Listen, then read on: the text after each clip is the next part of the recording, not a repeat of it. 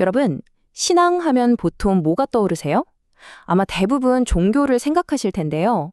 그런데 만약에요, 공산주의나 심지어 우리가 다니는 회사의 이념까지도 신앙의 한 종류라고 한다면 어떠신가요? 오늘은 인류의 미래에 대한 아주 파격적인 비전을 제시하는 천공 스승님의 강의, 그 속으로 한번 깊숙이 들어가 보겠습니다. 자, 천공 스승님은요, 그의 철학 전체를 꿰뚫는 아주 도발적인 질문 하나를 딱 던지면서 시작합니다. 바로 이거죠. 종교에 미친 광신도와 공산주의에 헌신하는 당원, 이 둘의 차이가 대체 뭘까요? 놀랍게도 천공 스승님의 대답은 똑같다는 겁니다. 왜냐? 결국 어떤 이론이나 이념에 그냥 푹 빠져서 맹목적으로 따르는 거다. 이 점에선 본질적으로 같다는 거죠. 바로 이 파격적인 관점이 우리가 알던 신앙이란 개념을 완전히 새롭게 보게 만드는 일종의 열쇠가 됩니다. 자, 그래서 이 논리를 따라서 우리가 인류의 과거부터 미래까지 한번 쭉 훑어볼 건데요. 첫째, 모든 게 다 신앙이다 라는 새로운 정의부터 시작해서 둘째, 그 신앙이 인류 성장의 도구였다는 점, 그리고 셋째, 이제 그 성장이 끝난 시대에 우리가 살고 있다는 것, 그럼 넷째, 새로운 영성의 시대란 무엇이고, 마지막으로 다섯째, 우리에게 주어진 새로운 미션은 뭔지 이 순서대로 한번 따라가 보겠습니다. 자, 첫 번째 단계입니다. 이 모든 이야기의 뿌리가 되는 신앙의 재정의. 우리가 생각하는 것보다 아주 훨씬 더 넓은 의미를 담고 있어요. 천공 스승님이 말하는 신앙은요, 우리가 생각하는 그런 종교에만 국한되지 않아요. 그러니까 눈에 보이지 않는 어떤 힘을 중심으로 사람들을 하나로 묶는 거라면 그게 어떤 이념이든 믿음이든 논리든 전부 다 신앙이라는 거예요. 어때요? 범위가 정말 어마어마하죠.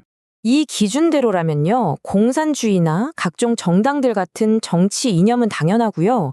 심지어 특정 기업이 추구하는 문화 같은 것도 신앙이 될 수 있다는 거죠. 더 나아가서 보면 예수를 따르는 사람들이나 킴일성을 따르는 사람들, 심지어 네로나 히틀러를 따르는 집단까지 이걸 전부 사람을 모으는 시스템이라는 큰 틀에서 보면 다 똑같은 카테고리라는 겁니다. 아니, 그럼 이 모든 신앙이라는 게 대체 왜 필요했던 걸까요? 천공 스승님은 이걸 인류의 어린 시절에 꼭 필요했던 일종의 성장 도구였다, 이렇게 설명합니다. 이 표를 보시면 딱 감이 오실 거예요. 과거의 인류는 아직 약하고 미성숙한 아이 같았어요. 그래서 힘이 필요했고 더 높은 존재, 즉 신에게 도와달라고 빌면서 의지했던 거죠. 그렇게 모여서 힘을 키우고 성장한 거예요. 그런데 현재는 다르다는 거죠. 우리는 이제 충분히 자란 어른이 됐다는 겁니다.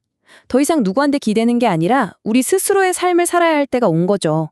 받는 것에서 이제는 주는 것으로 삶의 목표 자체가 바뀐 거예요. 자, 인류가 어른이 되었다. 이 생각은요, 이제부터가 진짜 핵심인데 우리가 살고 있는 이 시대에 대한 아주 중요하고 어쩌면 좀 충격적인 선언으로 이어집니다. 결론부터 말씀드리면 바로 이겁니다. 신앙의 시대는 이제 끝났다는 것.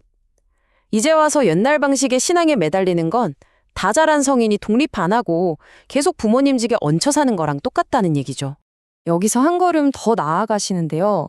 우리가 이미 성장해서 힘을 가졌는데도 이걸 쓸 생각은 안 하고 계속 도와주세요, 도와주세요 하고 비는 건 이건 그냥 미성숙한 걸 넘어서서 우리를 키워낸 그 위대한 존재, 대자연, 즉 하느님이 보시기에 아이고 내가 자식 농사 잘못 지었구나 하고 탄식하게 만드는 일이라는 거예요. 정말 강한 표현이죠? 그쵸?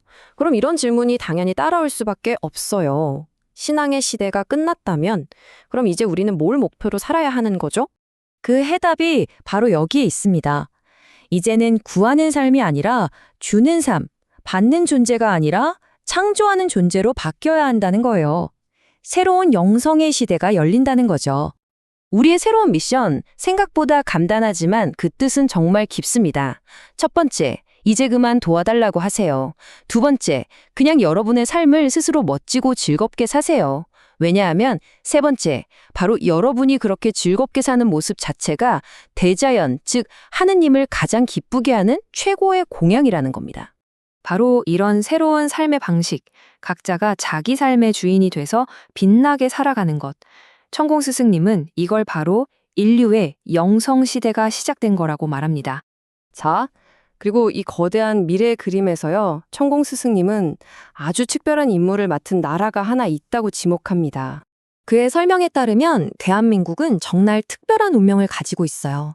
과거에 전 세계의 모든 지식과 문화를 스펀지처럼 빨아들였고, 현재는 우리 천손민족이 그 지혜를 안에서 소화하고 정제하는 시기라는 거죠.